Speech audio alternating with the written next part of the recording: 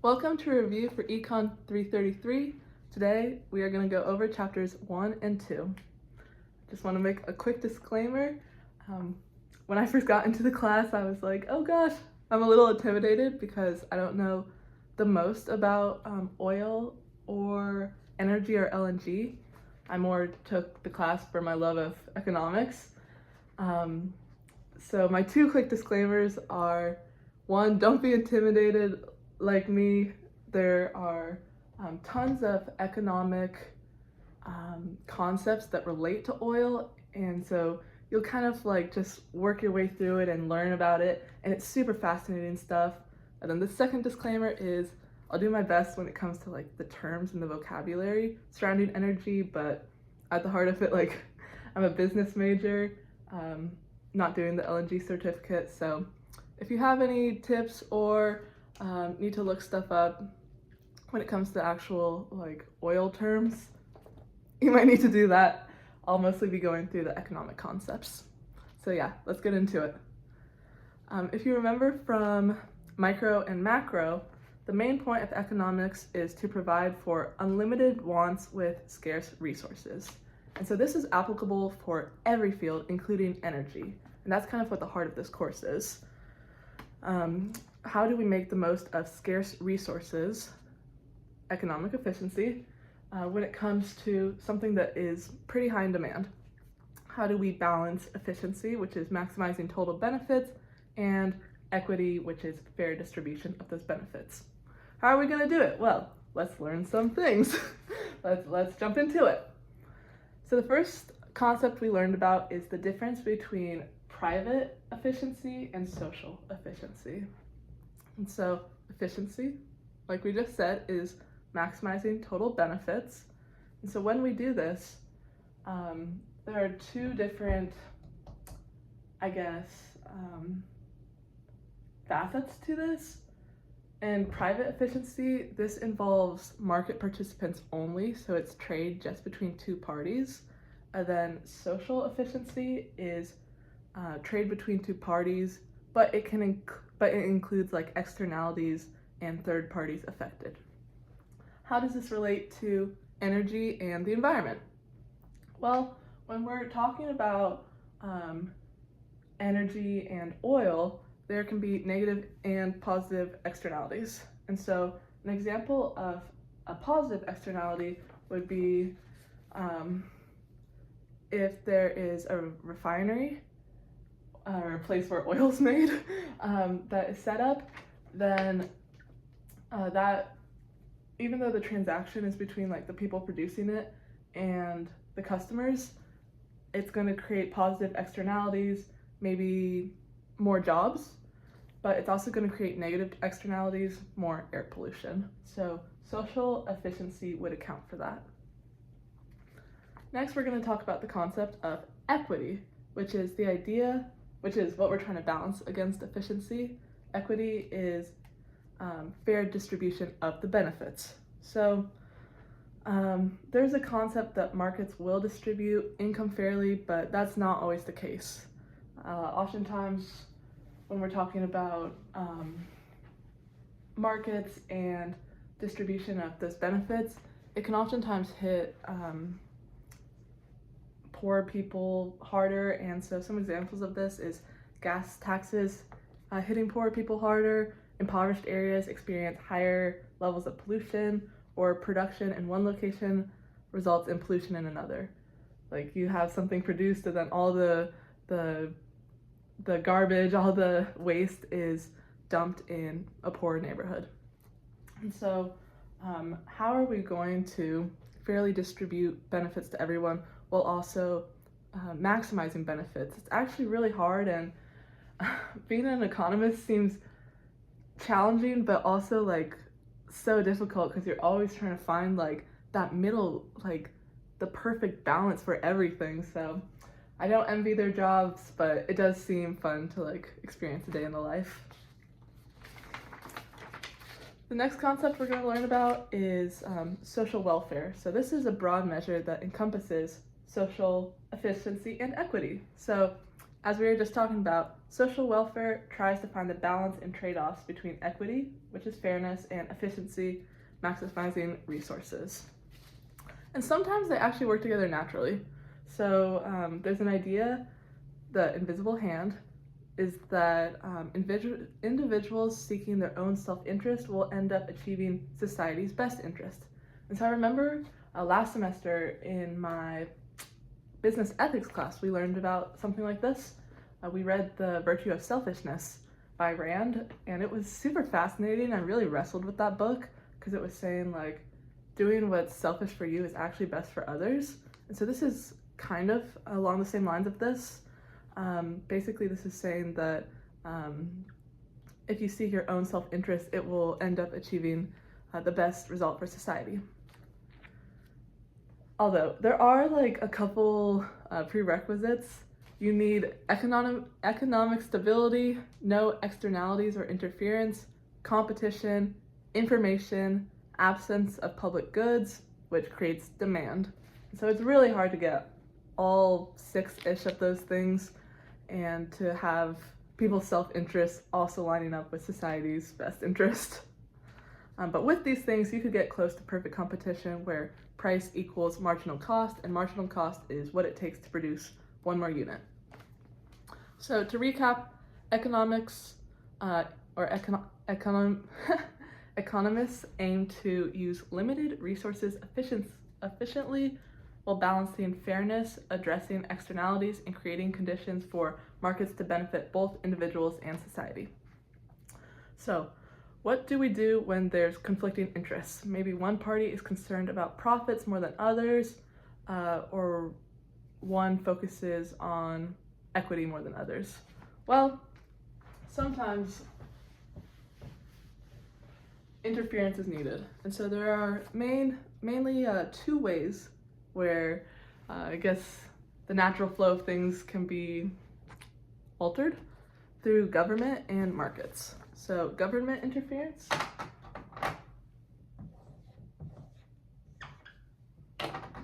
or markets.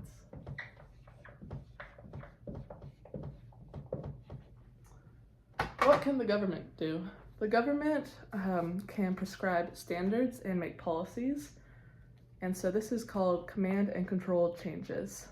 An example of this is saying that you must only emit a certain amount of pollution. So it's basically like a rule or a law. And it can also tax things or give subsidies. Next is markets. Markets is using a system of buying and selling to create incentives that address externalities. So an example of this would be carbon permits. You have a kind of manufactured market. So these are incentive-based changes. This is kind of a bonus tidbit. The Coase theorem is an economic theory that private individuals can resolve externalities through bargaining without government intervention. And so I thought this was super interesting. We did a couple fun examples in class, and one of those was if there's a train that is right next to a farm and it's just emitting so much pollution, what are you going to do about it? Well, the government could get involved and make laws or say, all right, this land belongs to one of you guys. Or I guess you could it's difficult to create markets, but basically this theorem says that those 2 individuals will work it out as long as property rights are well defined and transaction costs are low. And so how might they work it out? Well, the farmers might just wash the sheep before shearing. And so the government does not need to get involved. It's actually their job to minimize those mitigating costs rather than like create laws. And so when these 2 methods don't work, it's government failure and market failure. What are those 2 things? Our definitions say government failure is when the government fails to improve the outcome. So this can happen because policies may prioritize voting or money over efficiency, or there could be regulatory inefficiencies like price controls causing shortages. And then market failures. There are 3 kinds of market failures to know.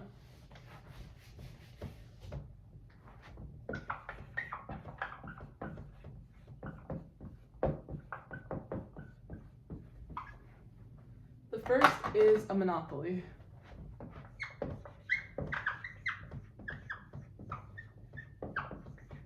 And why is this considered a failure?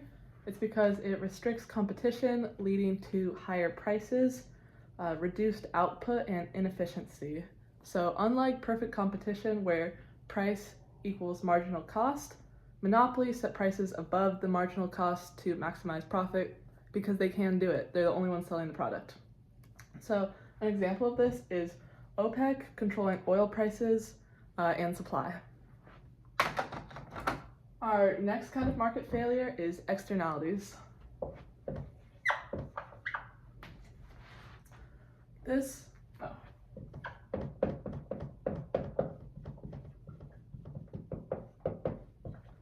results in negative or positive results that are not reflected in the market price. So I thought this was so interesting because a positive externality is also, I believe, considered a market failure because it's not reflecting the market price. It's something like better, if that makes sense. So an example of this is unpriced costs like pollution or climate change. Those would both be negative, of course. And our third example of a market failure is public goods.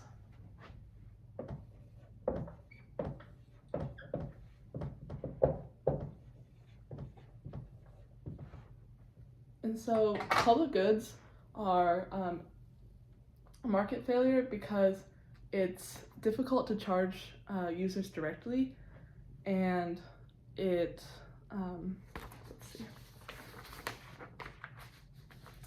it leads to the free rider problem. So people will benefit from public goods without paying for them. And so this causes underproduction or no production. Why would you produce something if you can't charge people for it? Besides you're like an angel. So an example of this would be like national defense, which would be a pure public good. All right, so what do we make of all this? It seems like there are a lot of ways that the government and markets can fail to balance both efficiency and equity. And so what do? Well, the heart behind energy economics is to apply economics to energy questions to be able to evaluate the merits of government policies and market outcomes. And after we do that, we can move forward to make better decisions in society, both for economics and wellness. So economics, when evaluating the economy, you should look at what is, then what should be, not the other way around. So what is considered a positive statement.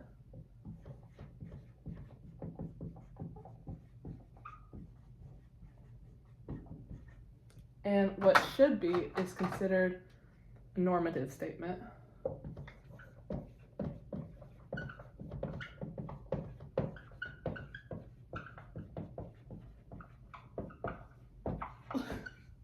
And I like to remember this because normative comes from the root word norma, which means standard or rule. So what should be is kind of like the standard, but what really is the we consider positive, even if it's not always positive. All right. So the goal in doing this evaluation of what is and then what should be is to find sustainable solutions. And so what is sustainability? This is using today's resources in a way that does not compromise the ability of future generations to be at least as well off as we are.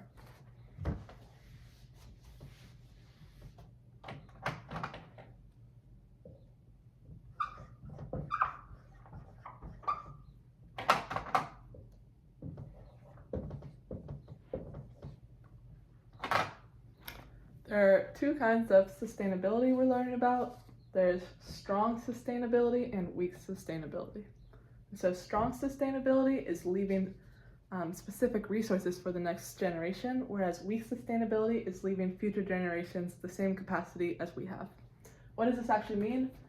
Strong sustainability says you gotta leave the exact same resources for future generations. So if you're using a non-renewable good, that would not be strong sustainability because future generations won't be able to use it.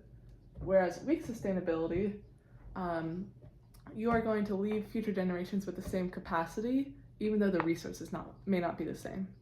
And so at first when you hear this, you might think, okay, strong sustainability, that's much better. But actually, weak sustainability is what economists use, because it allows for resource substitution, greater growth, and higher social efficiency. If our only goal was to leave as much, this is where my lack of knowledge comes in. I think oil is a non-renewable resource. Let's assume it is for this example. If you were to have your only goal to be, let's leave as much oil for the next generation, then you might not use it, and you might give the next generation the same amount of oil, but you're still going to be in the same predicament. But if you go by weak sustainability, maybe you use that oil, but then you invest those funds into research that finds an even better solution for fuel. And so that would be, even though it's called weak sustainability, that would be leaving the future generations with greater capacity. So that would be, I guess, a little bit better. And I think why economists use weak sustainability when doing their analysis, yeah. So, is a sustainable outcome economically efficient? Is maximizing social welfare the best thing for the economy? Obviously no. An example we just went over, not using fossil fuels. Normally, even though we said they can work together, normally efficiency and equity are at odds with each other, I'd say, more than not.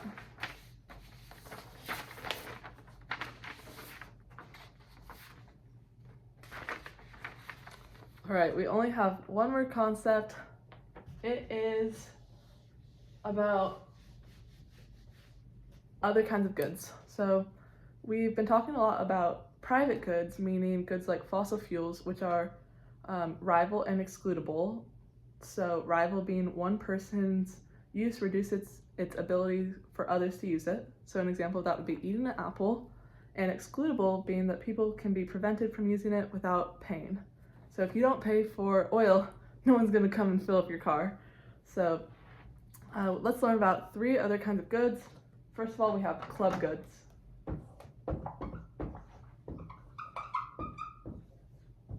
And so it's a little light. Club goods, there is no shortage, but they are excludable.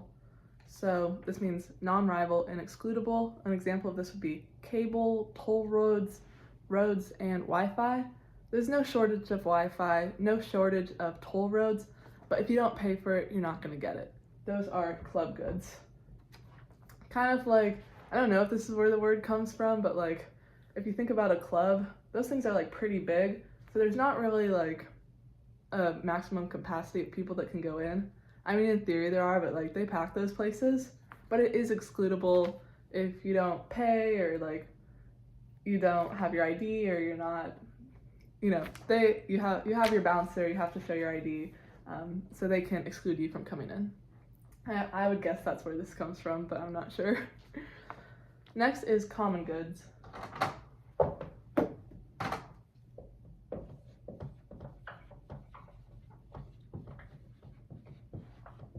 Common goods, there's a limited supply and you can't exclude people. So it's rival and non-excludable. What are some examples? Timber, fishing, and oil fields. So I thought this concept was really interesting when thinking about, like when I was little, I used to be like, why is everybody like cutting down so many trees, or like doing stuff to the environment? Just like take what you need, just do what, like if you need a certain amount of oil, just take it and leave the rest for people. But no one using a common pool has an incentive to consume less today and save for tomorrow, because if you defer consumption, someone else will take it. So I used to think about this when I was like a big reseller on Depop, when you were kind of like looking for shirts or clothes to sell, if you found a stash, you would buy all of it because it would not be there tomorrow. You might be thinking like, all right, why don't you just like buy a little, sell it, buy a little? Well, if you're like, all right, let's do the thing that's best for everyone and save some for everyone, you're not gonna have any later. Like someone else will take it and then take it all because they're worried that someone else will take it all. So things like fishing and timber, oftentimes you need like a license because otherwise everyone would just like overfish and then there'd be no more fish. Next, and our final concept before the graphs is pure public goods.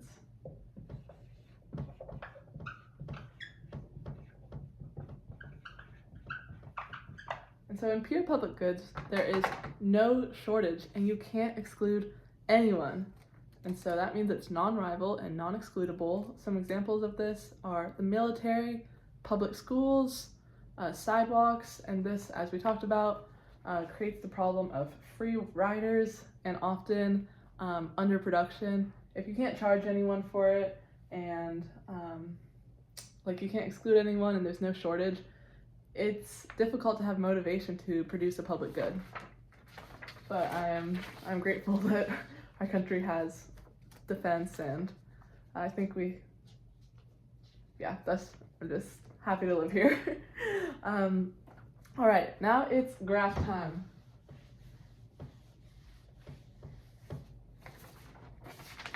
What I think we should do is, this looks, as I said, a little bit intimidating, but I did my best to research it, and so let's just go through this graph, through this timeline. I'll give you some important dates and how the kind of flow of things makes sense now that we kind of have some concepts about market failure and government failure.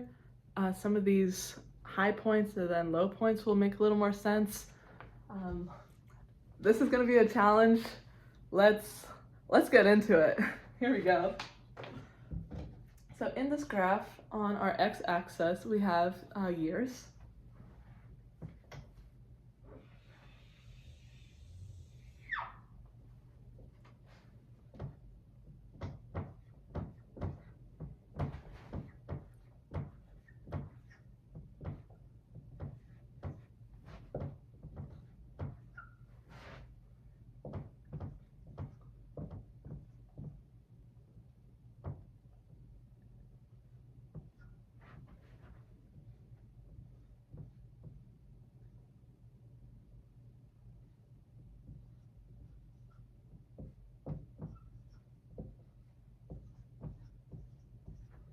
All right, kind of impressed how I spaced that out, not gonna lie.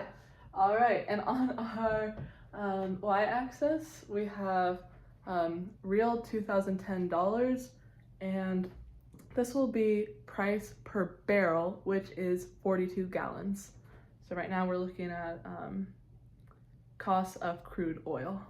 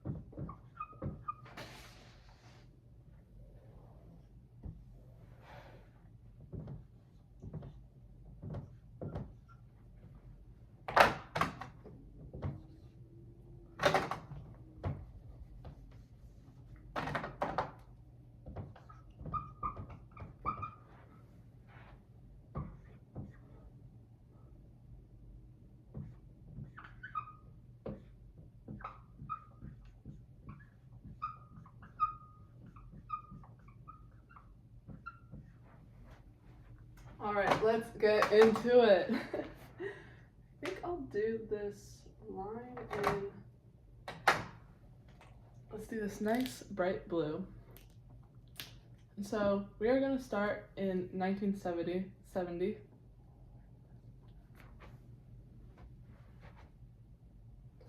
How about, I think I'll draw the line and then we'll kind of talk about trends and what was happening.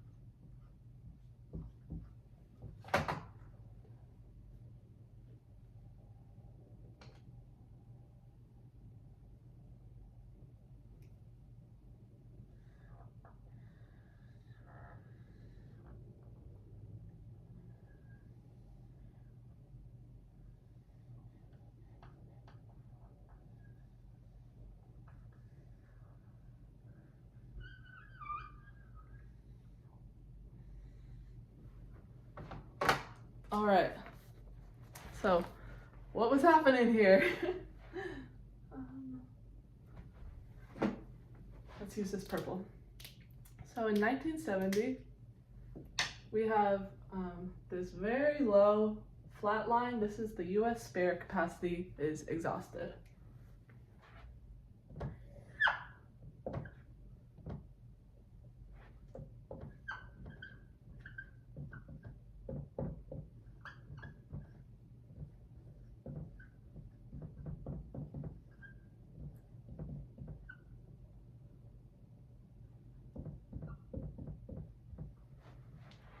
And so, since it's so low, we are going to need to, I believe, let's see, get oil from other places.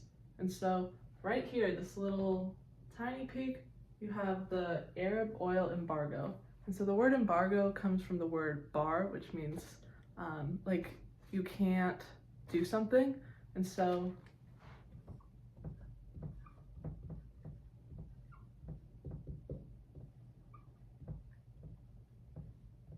when this happened, it was kind of like a ban, like for trading, I guess. So prices shot way up, obviously, because there's going to be, the resource is going to be more scarce. So that's what this peak right here was. And so it kind of goes down. Right here we have the Iranian Revolution.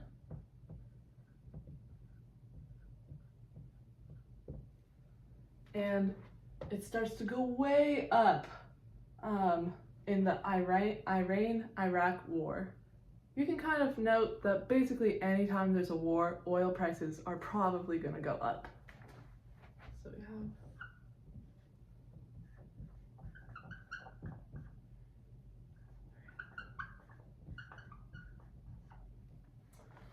and then it's coming down here.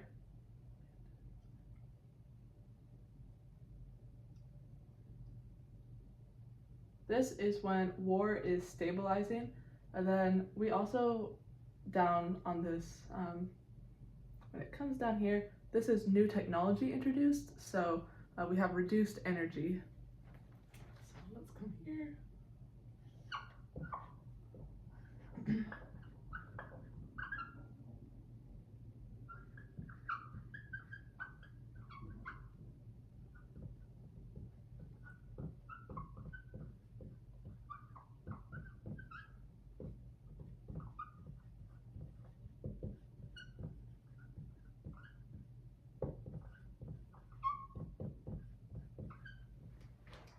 All right, and so this peak right here around 1990 is Iraq invading Kuwait, and then up here it spikes, comes back down, and then another spike for the Asian financial crisis. And so down here,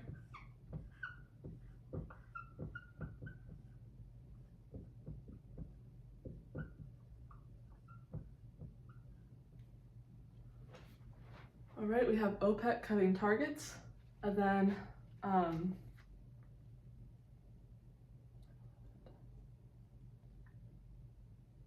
we have a dip, another dip. This should be a little more dressed. This is a little steeper. This is when 9/11 happens. No one is, not no one, because of the fear of flying, oil prices go down a little because there is less demand for fuel.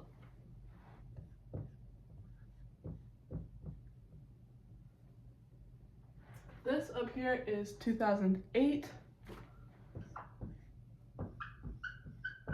I'm just gonna put that because everyone knows 2008 is the global financial crisis. Prices drop way, way down. This looks a little steeper on our graph right here. It's probably the highest to the lowest point. And so no one has money to be spending on oil because of the financial crisis, so that pushes demand way down, oversupply is up, and so prices drop. That's that really, really big drop. And then it comes back up a little when OPEC production quota changed. Basically I remember this. Fracking technology came, and then it goes back down. The global pandemic happens, so no one goes anywhere. That is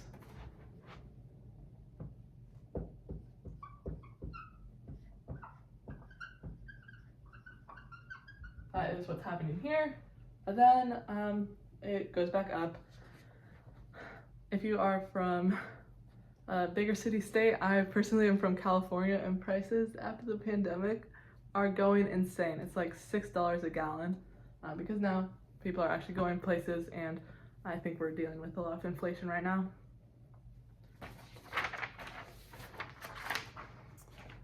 All right, there are the 3 most important dates to note from this are here. You can take a quick screenshot if you want. 1973, that's important to know. Then energy independence became a US global policy, and then with COVID, I believe those are 3 things we're going to be asked about on our homework. This is the end of the review. Thank you for your grace. I'm a little out of my element on this one, but hope it was still interesting, hope it was still fun. I'm really enjoying the class, and especially the economics side. Yeah, hope this was helpful.